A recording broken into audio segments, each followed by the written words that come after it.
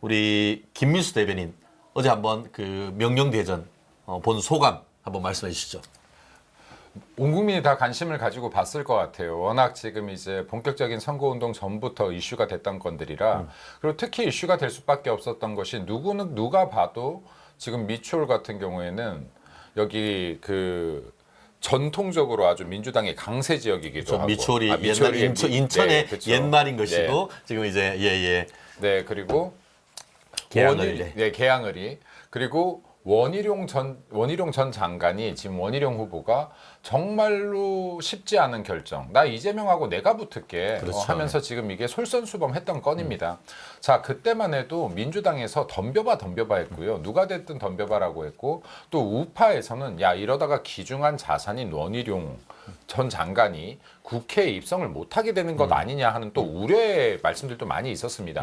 설령 원희룡 전 장관이 개항을로 나간다고 하더라도 이거는 말려줘야 된다라는 의견들도 많이 있었어요. 원희룡 같은 사람은 원내에 진입할 수 있게끔 만들어야 그래야 우리가 민주당하고 제대로 싸울 수 있다라는 의견도 있었는데 사실 처음 시작할 때는 지지율이 꽤 벌어져서 시작을 그렇죠. 했습니다. 네. 근데 지금 마지막 여론조사 보면 이게 오차범위 안으로 완전히 좁혀졌어요. 맞습니다. 거의 다 네. 붙었죠. 네. 그럼 이게 오차범위라고 하는 것이요. 통계학적으로 봤었을 때 표본이나 통계 숫자에 의해서 이 정도까지는 진실이 아닐 수 있다라는 범위예요. 이 말뜻은 뭐냐면 오차범위에 있다는 거는 수치상으로는 여기가 좀 높게 나왔지만 실제로 까봤을 때 모른다는 의미입니다. 네, 그럼 결국에는 오차범위까지 붙였다는 것은 원희룡 전 장관이 후보가 이재명 대표를 정말로 빠른 속도 안에 했다는 것이고 그렇죠. 더 중요한 것은 이 추격 추세에서 지금 여론조사가 끝난다는 겁니다. 그렇죠. 예. 네, 그러면 이 여론조사는 다 아시겠지만 추세가 정말 중요합니다.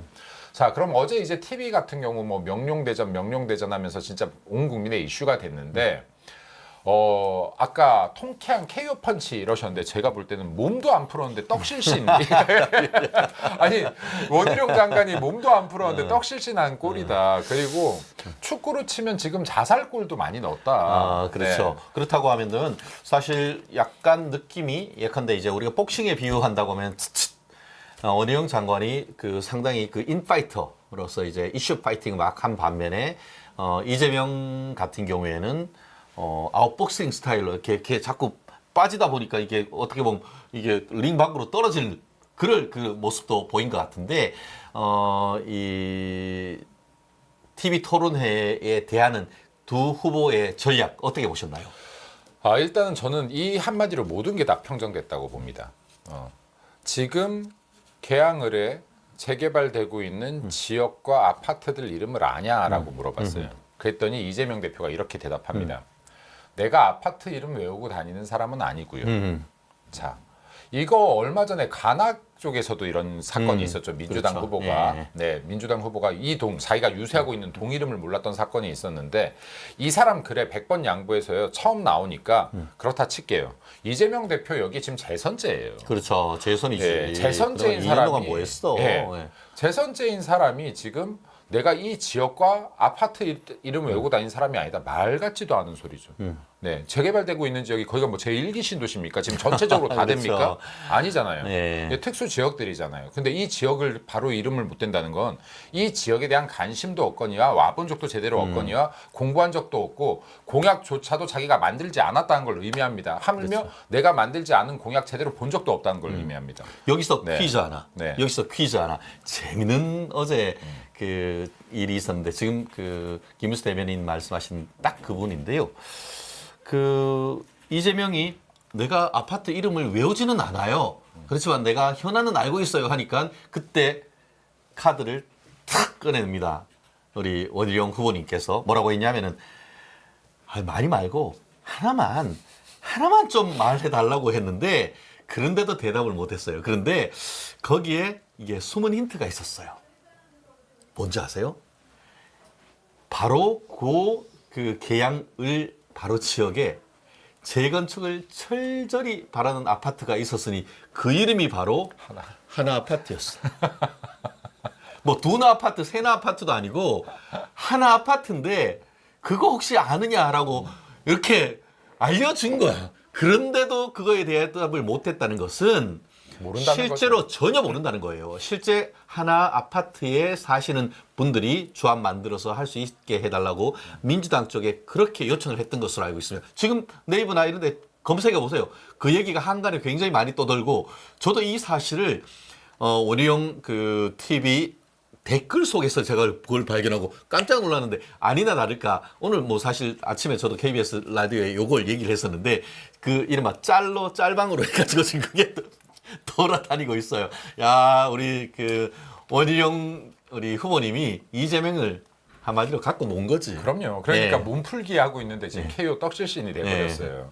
왜냐하면 근데 이재명 지금 당대표가 개항을 알 수가 없죠. 여기 나갈 때부터 꼼수 출마였잖아요. 그렇죠. 지금 보궐선거 자체가. 우리 그 소나무당 우리 송영길 대사님이 깜빡이 술말을 했는데 그럼요. 지금 속으로 얼마나 환장하죠, 정말 저거. 얼마나 지금 네.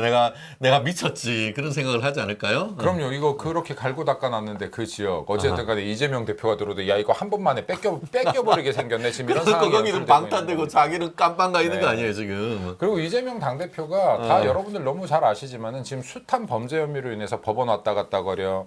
그리고 뭐 단식행위 같은 거 한다고 하면서 지금 계속해서 그 국회 앞에서 일 제대로 안 해. 언제 개항을 갖겠습니까?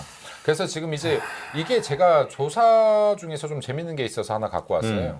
한경닷컴이 지난 12월까지 열렸던 열린 국회 공개된 국회 본회의와 상임위 특히 출결연항 문서 111건을 전수조사를 했답니다. 전수조사를 했더니 이재명 대표가 본회의 및 상임위 출석률은 국회의원 중에 4등. 네. 뒤에서 4등. 끝에서 하는 거지. 뒤에서 4등. 나 꼴등인 줄 알았더니. 예, 그리고 명단에 이름을 올렸던 167명의 국회의원들 중에 법안 발의는 2등. 네. 네, 뒤에서 2등. 네. 해서 지금 이게 의정 활동 2%입니다. 2% 안쪽. 그렇죠. 네. 예. 근데 이분 공천됐죠. 그렇죠. 지금 원래대로면 이거 그대로 한다. 시스템 공천대로 한다고 하면은 30% 국물도 감점받았어야죠. 없죠. 네. 예, 국물도. 근데 이런 태도로 2년 동안 세비를 받아 먹으면서 국회의원직을 해왔는데 이 사람이 개항을에는 관심이 있을 것이며 답을 알려주면서 하나만 말해보라 그래도 하나 아파트가 있는지조차도 모르는 것이며 그리고 이 지역 개발되고 있는 지역 지금 일기 신도시라면 이해라도 하겠어요. 동이 한 10개 11개 이름 되는 거 아니라 그러면. 네네. 근데 이 하나를 못 대고 있다라고 그렇죠. 하면 저기 우리 작은 아빠, 우리 큰 엄마, 작은 엄마 이 얘기 무슨 말인지 아시죠? 우리 이재명 후보님의 사모님이 조카한테 전화를 해가지고 작은 엄마다라고 하니까 이제 아이디를 작은 아빠라고 하는 우리 깨알 같은 재미를 주시는데 그분도 쓰신 것처럼 재건축 아파트 이름이 하나 아파트다라는 것들을 아마 현지에서 또 확인해 주시는 것 같고 좀 신세아나님 성경 말씀을 이렇게 글을 쓰신 것 같습니다. 귀 있는 자여 들으라 아마 이런 말씀인데 눈 있는 사람 제대로 보고 귀 있는 사람 제대로 들으며 입 있는 사람 제대로 말해야 된다라고 하면서 2번 원희룡 또 개양 을에 반드시 2번 원희룡을 찍어달라라는 그 글 또 가슴에 팍팍 와 닿는 것 같습니다.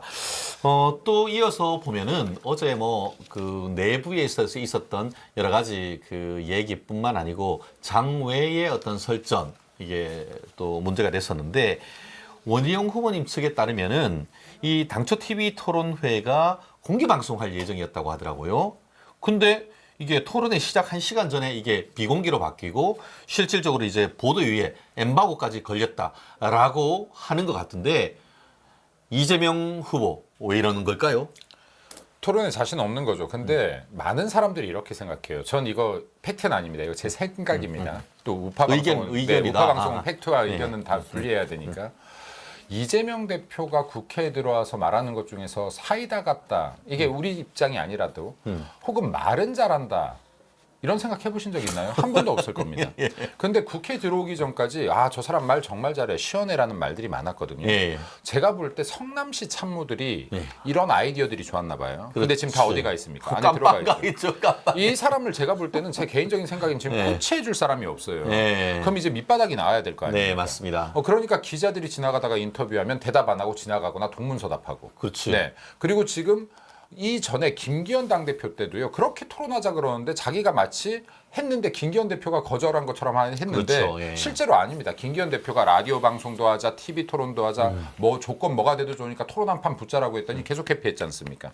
맞아요. 결국에는 뭐냐면 내 혼자 힘으로 제가 볼 때는 말도 제대로 수 있는 못하는 게 사람이고, 없어. 네네. 예, 그리고 순발력으로 사이다 같은 발언을 할 수도 없는 사람이에요. 그리고 토론은 더더군다나 안 되는 사람이고 그러니까. 공부조차 안 된 사람입니다. 이 지역을 모르는 사람입니다. 그쵸. 그러면 예. 원희룡 장관이 공부 잘하는 수재라는 건 당연히 아는 것이고, 그리고 이 원희룡 장관의 성격상 내가 개항을에 출마한다라고 했으면 정말 이 지역을 짧은 기간이라도 훑고 또 훑어서 완전 전문가가 돼 있을 겁니다. 지금 절대 붙어서 이길 수가 없다라는 거 본인이 가장 잘 아는 거죠. 그렇죠. 네, 자신이 없지 않다면 어떻게 이게 국민들 보라고 하는 토론 방송을 엠바고를 겁니까? 네네. 그러니까요. 사실 네. 4월 1일 해놓고 4월 2일 날 마치 생방송인 양 그 방송하는 자체가 좀 실소를 금할 수가 없었는데요. 물론 민주당 같은 경우에는 그게 그 다른 항변을 하고 있긴 합니다.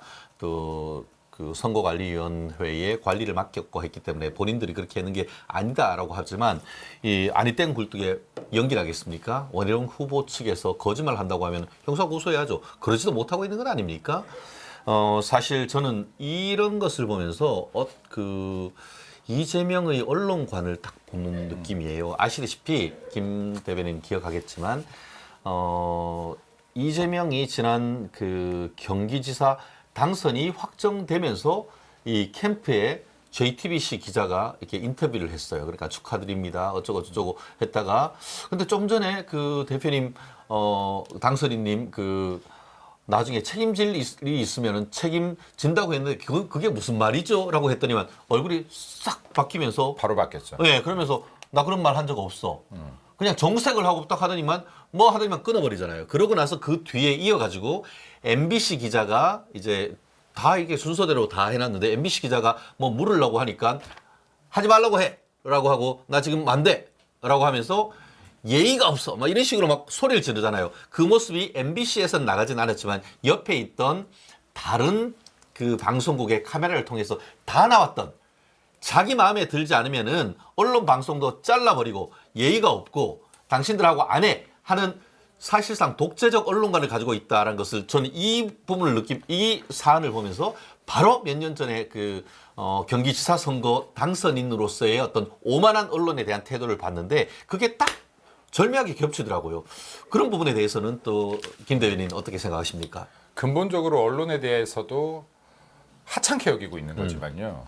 더 심각한 것은 언론을 이렇게 탄압할 수 있고 그리고 이렇게 거짓말을 밥 먹듯이 할 수 있는 거는 결국에는 국민을 경시하고 있다는 겁니다. 그렇죠. 국민을 네. 쫄러보는 거지. 국민을 정말로 경시하기 때문에 항상 입에 거짓말이 붙어 있는데요. 지금 본인 아버지 직업만 몇 번을 바꿨습니다. 그렇죠. 어디 가서는 뭐 초등학교 중퇴다, 광부였다, 어디 가서는 선생님이었다, 뭐 진짜 이거는 아버지 직업을 진짜로 뭐 수십 개로 바꿔놔요. 네. 가서 여기에서 뭐라고 하면 도움이 되겠구나 하면 아버지 직업 확 바꿔버립니다. 네. 그리고 어디 가선 아버지가 도박 중독자였다. 또 어디 가선 우리 아버지는 평생을 바르게 산 분이다.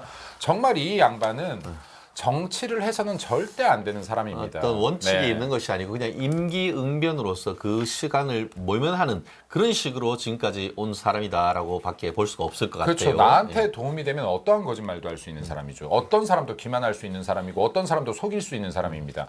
그래서 제가 우리가 방송하는 이유가 있어야 될 것인데 오늘 여기에 개항을 해 진짜 주민분들이 단 한 분이라도 있다면요. 이재명 대표가 개항을 해 이렇게까지 무관심했다라는 것을 꼭 기억해 주셔야 되고 이재명 대표가 이때까지 정말로 지난번 재보궐선거 때 공약했던 게 어마어마하게 많아요. 네네 맞습니다. 이 사람 아마 자기가 공약한 거 하나도 기억 못할 기억 거예요. 못하죠. 공약 한 네. 목도 기억 못할 건데 일이나 그러니까 있겠습니까? 어제 방송할 네. 때 어부적 얘기를 하면 기억 못한다. 왜 그걸 자꾸 나한테 자꾸 꼬치꼬치 묻느냐 이런 식으로 대답하는 건 아니겠습니까? 지금 여기 몇 개만 읽어드려 볼까요? 2년 전에 재보궐선거에서 공약했던 겁니다. 개항 테크노밸리를 제2 판교 테크노밸리처럼 조성. 아하 맞아요. 저도 기억납니다. 그럼 최소한 이런 지역이라도 말했어야 되지 않나요? 그렇죠. 예. 그런 거라도 얘기를 하면서 이런 그럼 거라도 비슷한 거를 말했어야죠. 2년 동안 뭐 했어요? 그 얘기에 묻는 거 아닙니까? 그리고 뭐 경인고속도로 지하화. 네. 네, 엄청 많습니다. 네, 그리고 뭐 인천 1호선 검단 연장, 조기 개통 추진, 뭐 이런 게요, 이렇게 길어요. 지금 이재명 대표가 보궐선거에서 했던 말들이. 자, 지금 지지율이 이렇게 민주당의 텃밭에서 잡히고 있다라는 것은 무엇을 의미하냐면 이재명 대표가 이렇게 개항 주민들에게 수많은 약속을 했지만 어떤 것 하나 제대로 시도한 것이 없다라는 걸 누구보다 개항 주민들이 알고 잘 계시기 알죠. 때문입니다. 하나라도 했어야지. 하나라도 뭐라도 해. 아 내가 다른 건 몰라도 요건 했어요. 근데 주머니를 털털털털 털어도 나오는 게 없어. 그 모습이 어제 이재명의 실체를 그대로 드러내 보낸 것이 아닌가 싶습니다.